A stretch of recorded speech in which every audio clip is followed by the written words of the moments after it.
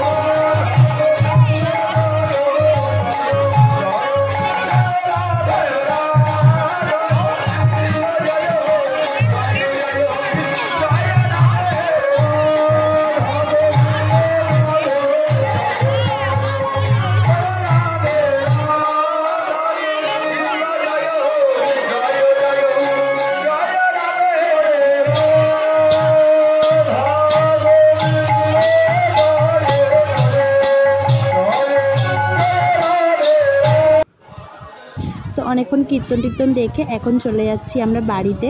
তো আমাদের এদিকে তো খুব গরম পড়ে গেছে, দেখতেই পাচ্ছ গরমে ঘেমে কি অবস্থা হয়েছে। তো তোমাদের কোথায় কেমন গরম পড়েছে অবশ্যই কমেন্টে জানিও।